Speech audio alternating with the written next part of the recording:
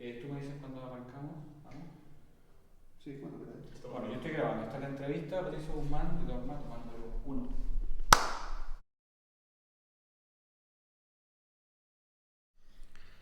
Yo creo que el documental es un género más frágil que la ficción. La estructura de la ficción, con actores importantes, con una historia muy marcada y muy construida, admite más, por ejemplo, los cortes publicitarios. Tú puedes cortar una película en 3 trozos, la gente retoma el hilo. En cambio, un documental, por bueno que sea, si lo cortas en 5 pedazos, la estructura se pierde, se diluye, porque trabajamos con maestros, con vecinos, con pintores, con poetas, con gente de la calle, que tiene carisma, pero no lo puedes comparar a un gran actor de Hollywood o un gran actor español. Entonces es normal que este cine hecho con gente de la realidad, en la realidad, tenga una salida más restringida. Un documental requiere un marco adecuado para ser apreciado. Si tú tienes un canal cultural en que se presenta el documental y no se le corta en trocitos, la gente lo disfruta mejor que en un canal súper comercial. Yo creo que el documental no es un producto mercantil, es un producto muy humano que requiere una sala de exposiciones para ser visto con buena disposición. Y esto ha hecho que con el tiempo el documental se distribuye mal.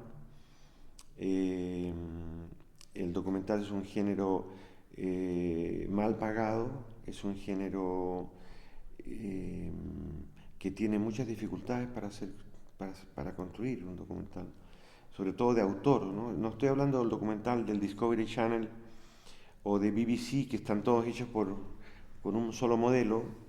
Ahora está el docudrama, ¿no? Está lleno de intercalaciones de ficción. Pero el documental de autor es difícil de vender hoy día, siempre lo fue. Pero por otra parte, el documental llega a un público más selecto, no te digo elitista, más selecto, que produce un eco. Si lo muestras en un lugar, esas personas que están ahí van a llevarlo a la escuela, al instituto, a la universidad, no sé qué, y hay una enorme distribución informal del documental, muy útil. Y además, la duración de un documental suele ser mucho mayor que la ficción. Hay documentales de la década del 50, 60 que todavía se ven, han pasado a la historia del cine. De tal manera que es un género más pequeño, pero que dura más.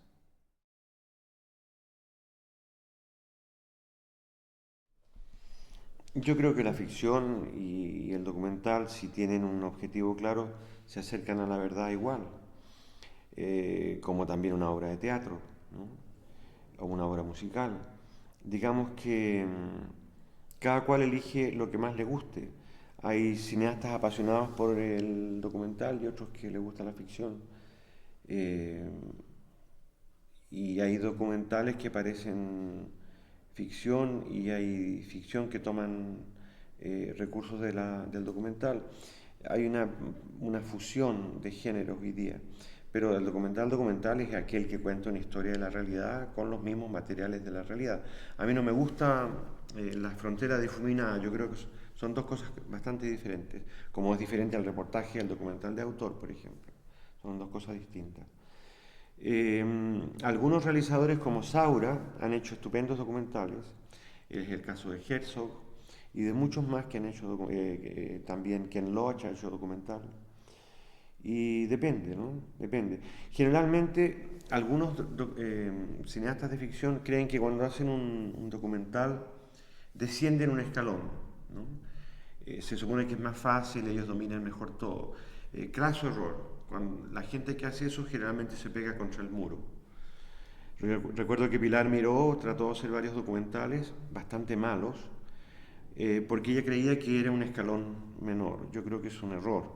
El documental tiene técnicas muy complejas de aprender y por lo tanto hay que tenerle respeto.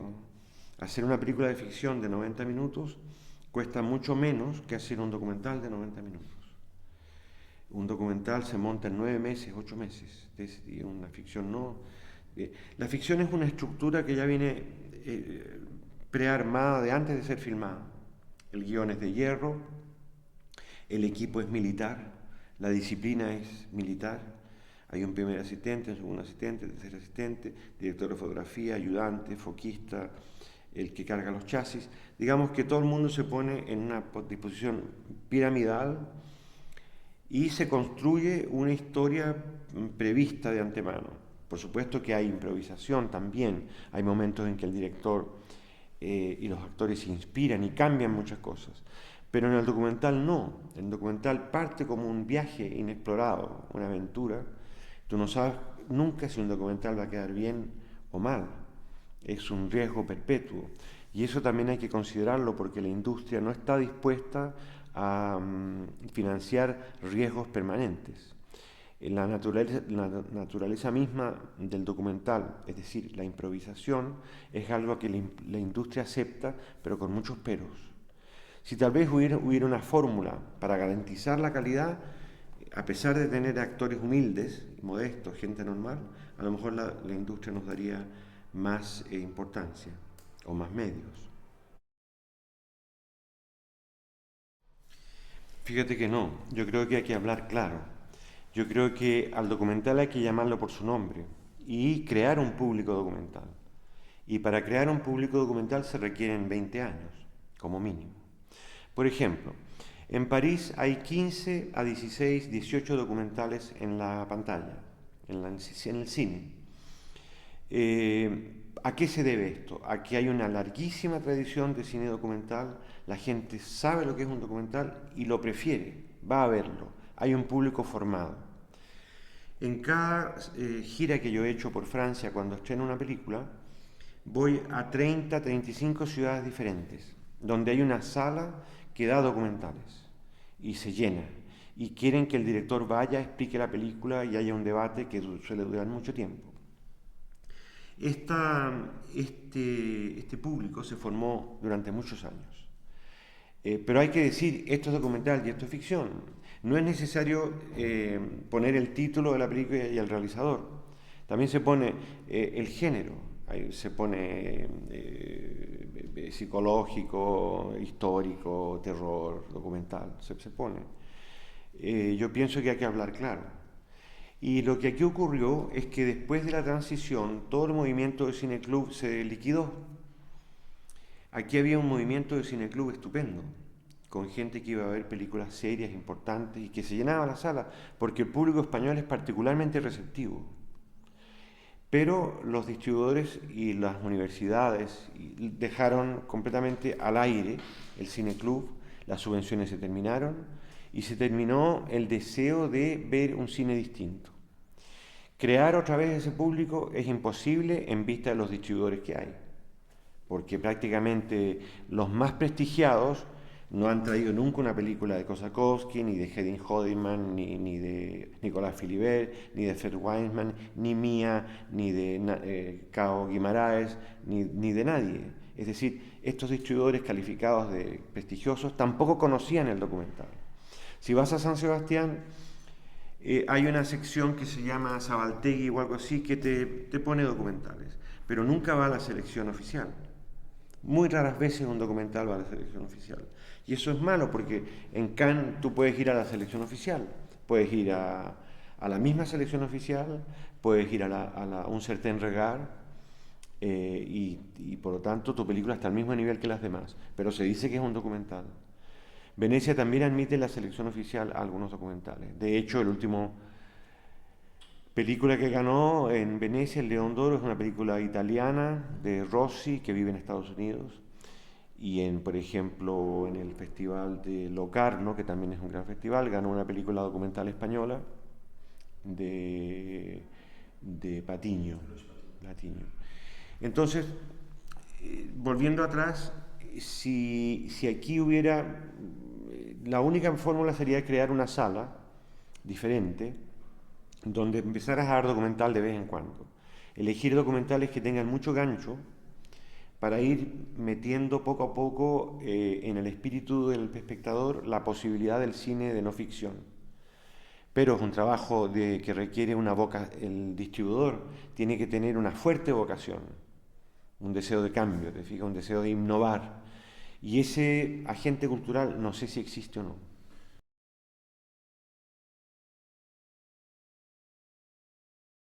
Si me hubiera quedado en España, hubiera hecho cine de ficción. No tengo idea si hubiera sido malo o bueno. Al salir de la escuela ya me habían ofrecido un proyecto de ficción. Íbamos a hacer Las leyendas de Becker. ¿Te acuerdas que en aquellos años se usaban las películas de sketch? Como los italianos que la inventaron. Entonces había 3 realizadores de la escuela, creo que era Antonio Drobe uno, yo y no me acuerdo el tercero, que íbamos a hacer 3 cuentos de Becker y teníamos ya un productor. Y la cosa se ponía en marcha y en eso sale Allende en Chile y yo decido hacer las maletas y volver.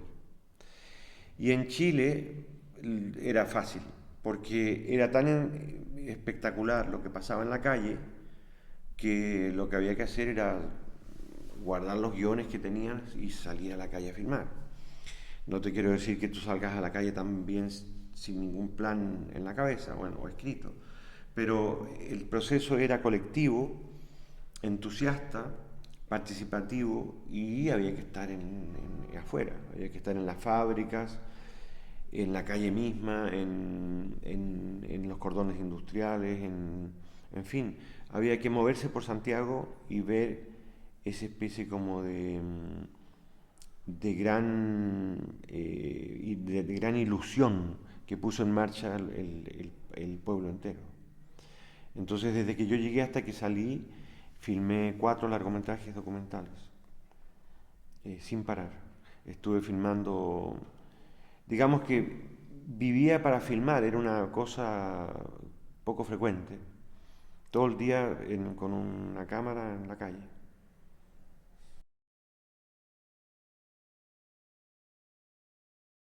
No lo hago por obligación, sino que como mi archivo sobre Chile es mejor que los otros, puesto que casi todos los corresponsales extranjeros filmaban cosas muy cortas, los corresponsales suelen ir a un país, te pongo por caso Siria o Irak, llegan a un hotel, filman 4 cosas, 2 explosiones y se van.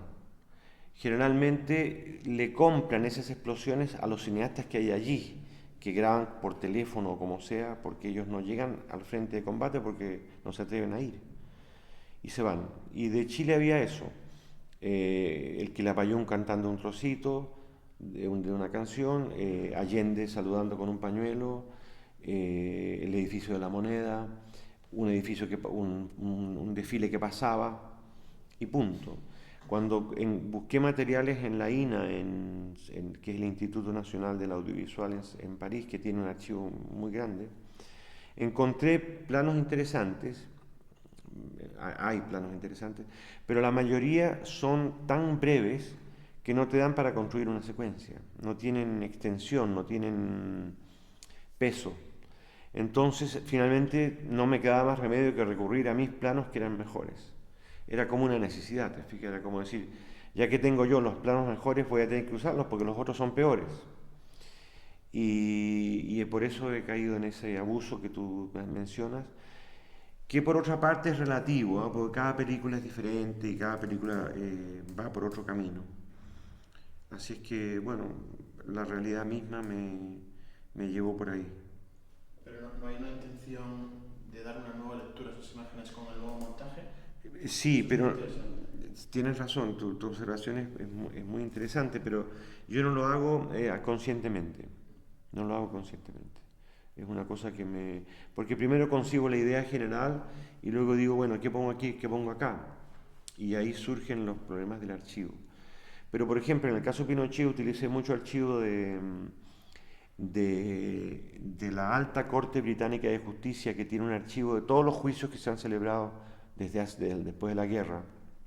Y allí estaban todos los jueces que dictaminaron contra Pinochet y lo acusaron de genocidio, terrorismo y tortura. Eso lo obtuve de ellos, un material, la gente con peluca. Había otro tipo de materiales muy interesantes.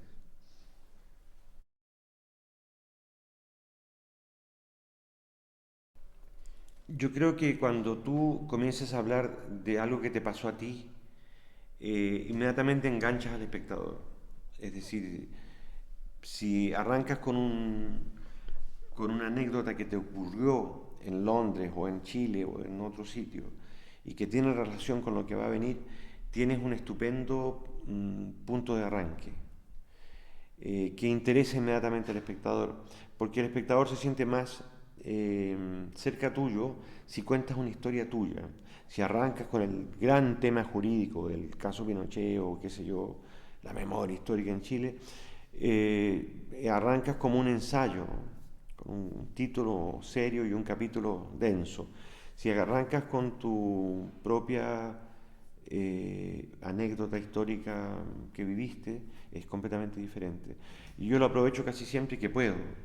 Por ejemplo, la profesora que me enseñó a escribir, a viajar con el dedo, para hablar de Julio Verne, que es un hecho real.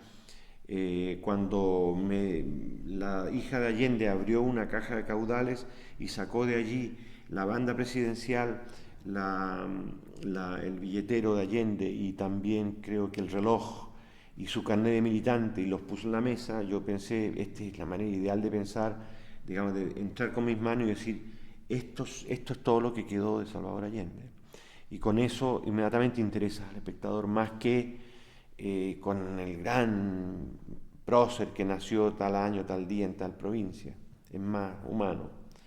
En el caso de Nostalgia de la Luz, ese telescopio que aparece allí fue el primer telescopio que yo utilicé en mi vida.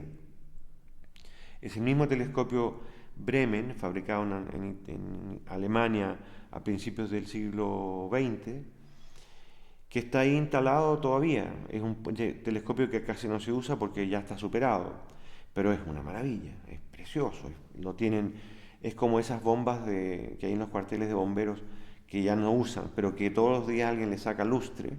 Este es un telescopio bello y que funciona, la cúpula funciona. Entonces, a partir de mi casa natal y de ese telescopio, tú involucras al espectador en la historia ya casi instantáneamente. Es un recurso de relato que no hay que abusar de él porque no es bueno que las películas se vuelvan tan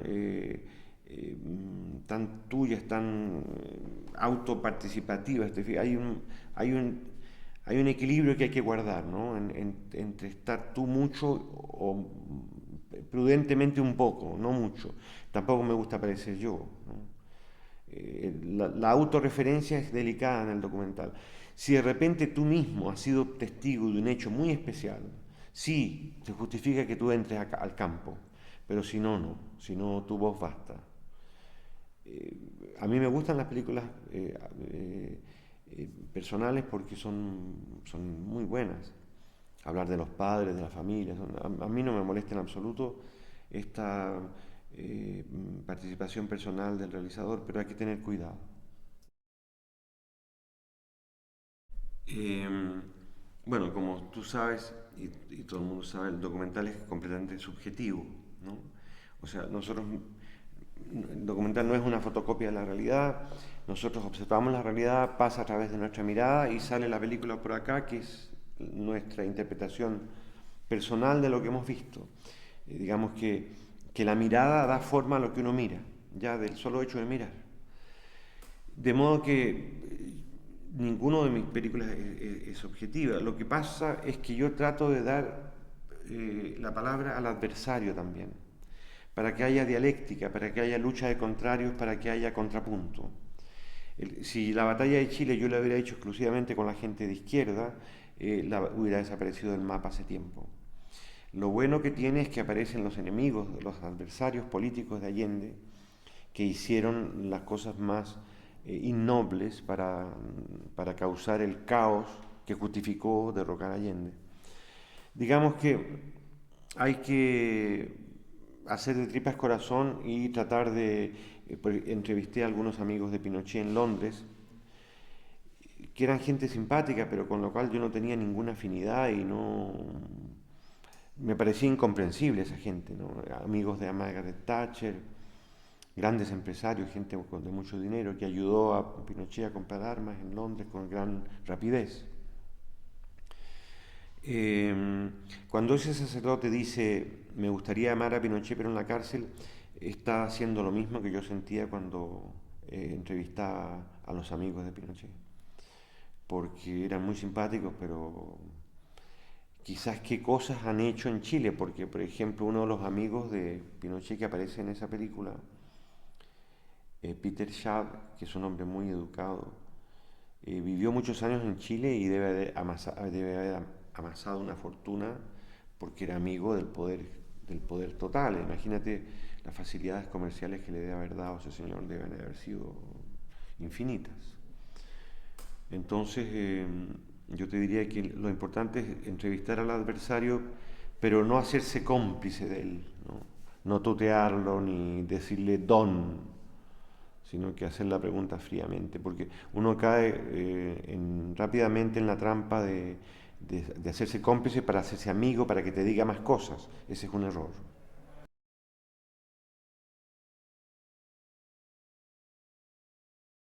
Sí, es un deseo de información y de rigor. Digamos que transmitir cómo fueron las cosas. Fíjate, en la batalla de Chile, estoy escribiendo ahora un libro del método de trabajo que seguí, porque hace tiempo que tenía que haberlo escrito y lo he ido dejando estar. Fíjate que una vez que terminamos el rodaje, mi ayudante de dirección hizo una cronología de todo lo que pasó en ese año, día a día. Son 80 páginas, de cada acontecimiento y las consecuencias de ese acontecimiento y quién lo hizo, la fecha y el periódico donde salió, que es un tocho que dio origen después a que el montaje no se fuera por las ramas. Nos ceñimos a los hechos tal como ocurrieron. En ese sentido teníamos un deseo de objetividad relativa, aunque nuestra simpatía siempre estuvo al lado de Allende. Lo que queríamos demostrar hasta qué punto la derecha jugó sucio para derribar ese gobierno. Y todo eso está en esa enorme cronología día a día, casi hora a hora, que es estupendo. Lo hizo mi ayudante, que se llama Juan José Bartolomé, es un español, fue mi ayudante en la Escuela de Cine en Madrid, y él pasó por Chile una vez con su mujer y había escrito un artículo para la revista Triunfo, no sé si la conocéis, magnífico, sobre el Mayo francés. Yo nunca había visto en una doble página, en pequeños esquemas, todas las fuerzas en lucha.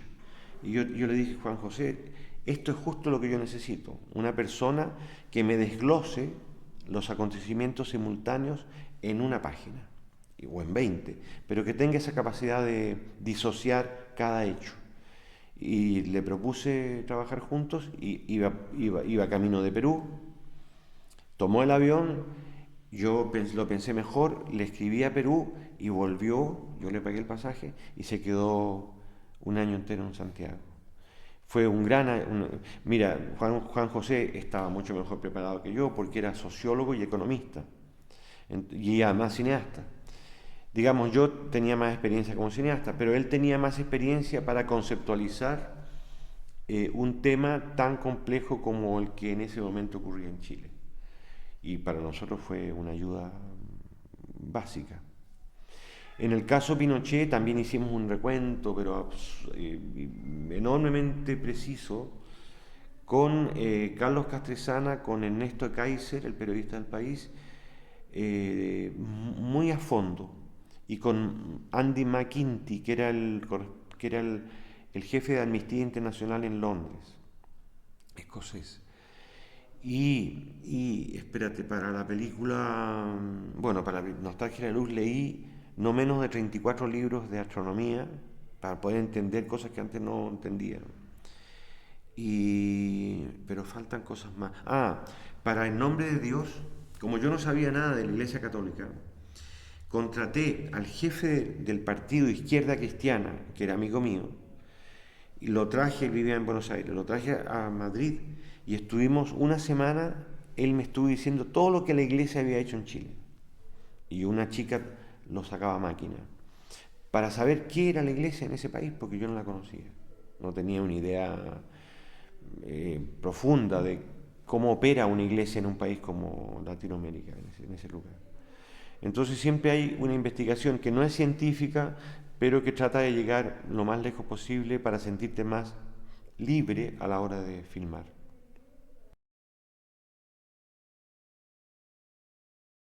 Son pistas que tú vas recogiendo.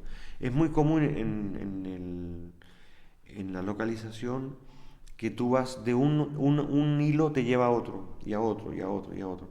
Y a veces son tantos los que encuentras material para otra película. Es increíble. Es una cadena sin fin. Sobre todo en un país donde se ha trabajado tan poco el tema, que es lo mismo que un campo arqueológico. De repente tú te topas con un valle donde encuentras un trozo de cerámica, más allá encuentras casi un cántaro completo, al otro lado encuentras tejidos y dices, pero aquí hay una mina, acerquemos el terreno, aquí hay que barrer, porque aquí debe haber habido un pueblo en el siglo segundo antes de la llegada del hombre blanco, qué sé yo, y hay que estudiarlo. Eso pasa con el documental en Chile, el histórico, porque cada torturado, cada prisionero, cada madre, cada viuda te cuenta una historia que es casi novelesca. Gente que salió al exilio y que no se halló bien, y entonces volvió y cayeron de nuevo en la cárcel y volvieron a salir al mismo país donde tampoco a otro país donde tampoco se sintieron bien y volvieron a Chile en democracia y tampoco encontraron el país que querían encontrar y volvieron a salir. Hay una mujer, una amiga que salió 4 veces y volvió 4 veces.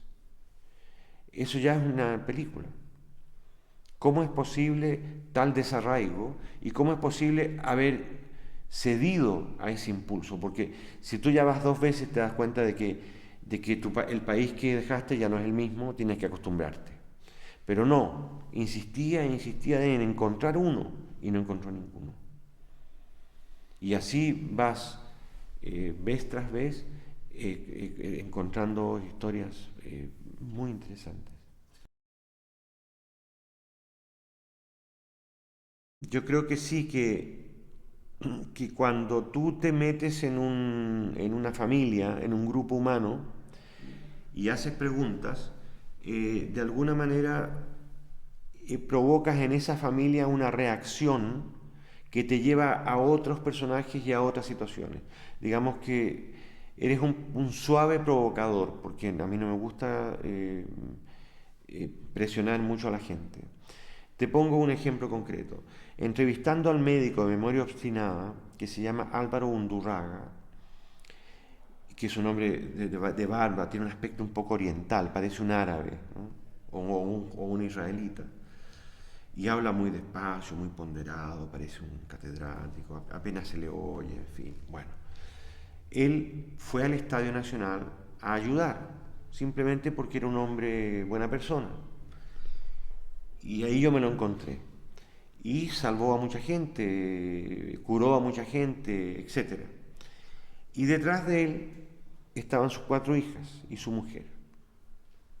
Y cuando terminó la entrevista, una de las chicas, que era la que tenía más personalidad, le dijo: papá, ¿cómo es posible que en 25 años tú no nos hayas contado una palabra de esto que hiciste? Que quizás sea lo más importante que has hecho en tu vida profesional. Y las 4 le siguieron. Es decir, pusieron al padre en aprietos porque él había sido demasiado discreto, que es una de las características chilenas más intensas. La gente dice: no pasa nada. Pero ¿cómo que no pasa nada? ¿No estuviste preso 2 días en un cuartel? Sí, pero a mí no me hicieron nada. Pero cuando estuviste esos 2 días, tu familia creíste que estaba muerto, tu señora pensó que estaba muerto. Sí, en realidad pensó que estaba muerto y mis hijas lloraron mucho, pero no pasó nada, solo fueron 2 días. Esa actitud de no autorizarse a hacer lo que son es fatal en Chile. Es un país demasiado discreto, demasiado prudente, que no valora el rol que jugó frente a los militares. En el fondo es un enorme complejo de inferioridad a causa de nuestra insularidad. Acuérdate que es un país muy lejano, que está encerrado entre una cordillera, que los Alpes es una maqueta al lado de los Andes. Los Andes es como el Himalaya. Y un océano en que lo más cercano es Nueva Zelanda, así, 8.000 kilómetros, 10.000. Entonces es un país que ha vivido en una insularidad que le ha hecho guardar todos los secretos, ¿no? Mientras más callado mejor, mientras más prudente mejor, no hay que enfatizar nada, mejor quedémonos en silencio. Eso es fatal en esta época, en que hay que denunciar, decir, escribir, gritar.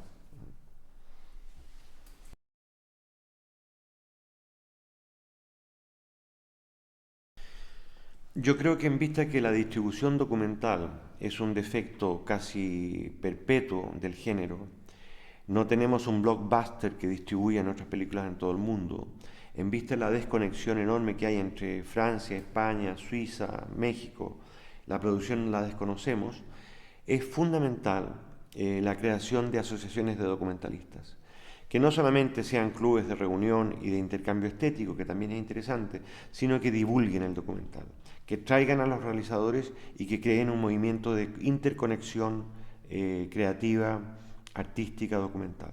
Es clave lo que está haciendo Dogma, porque nadie lo había hecho antes, porque los cineclubs se acabaron hace 20 años, porque la Filmoteca no tiene los recursos y porque generalmente las filmotecas se dedican más a la ficción que al documental. Y cada fin de semana o 3 fines de semana cada 2 meses, etcétera, que venga gente de fuera, exprese ideas de conferencia de prensa, reúna a la comunidad de documentalistas o que haga seminarios, es decisivo.